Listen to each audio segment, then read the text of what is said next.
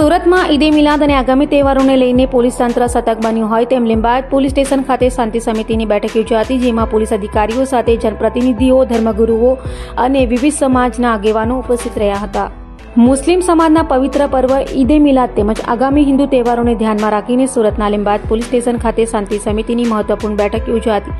બેઠકમાં પોલીસ અધિકારીઓ, જનપ્રતિનિધિઓ, ધર્મગુરુઓ અને વિવિધ સમાજના પ્રતિનિધિઓએ હાજરી આપી હતી. તહેવારો દરમિયાન શહેરમાં શાંતિ અને કાયદો વ્યવસ્થા જળવાઈ રહે તે અંગે મહત્વપૂર્ણ ચર્ચા કરવામાં આવી હતી. ધાર્મિક જુલુસ દરમિયાન સરકારી નિયમો અને પોલીસ દ્વારા આપવામાં આવતી સૂચનાઓનું સંપૂર્ણ પાલન કરવા અપીલ કરવામાં આવી હતી. સાથે જ કોઈપણ પ્રકારની અફવાઓ કે ઉશ્કેરણીથી દૂર રહેવા અને કોમી એકતા તથા ભાઈચારો જાળવી રાખવા પણ આગેવાનોને અપીલ કરવામાં આવી હતી. બેઠકમાં એસીપી પારેવા, પીઆઈડીડી ચૌહાણ, પૂર્વ કોર્પોરેટર ડોક્ટર રવિન્દ્ર પાટીલ, ધર્મગુરુ સૈયદ બાપુ અને સુરત શહેર ભાજપ ઉપાધ્યક્ષ રતનલાલ જૈન સહિત અનેક આગેવાનો ઉપસ્થિત રહ્યા હતા.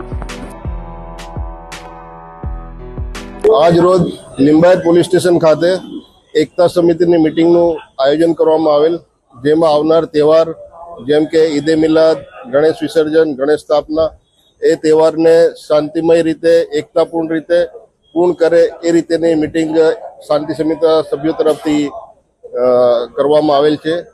આ શાંતિ સમિતિના સભ્યો પાસેથી અપેક્ષા રાખેલ છે કે આવનાર ઈદે મિલાદમાં નક્કી કરેલ સ્થળેથી સમયસર જુલુસ નીકળી 5 વાગ્યા સુધી પૂર્ણ થઈ જાય તેવી અપીલ કરેલ છે. તેમજ સરકારશ્રી તરફથી કરવામાં આવેલ તમામ જાહેરનામું અક્ષરશઃ પાલન કરે એ રીતે તમામને વિનંતી કરેલ છે અને સાથ સહકારથી, એકતાથી આ વાર તહેવાર પૂર્ણ કરે એવી અપેક્ષા સાથે આ શાંતિ સમિતિની મિટિંગ પૂર્ણ કરેલ છે.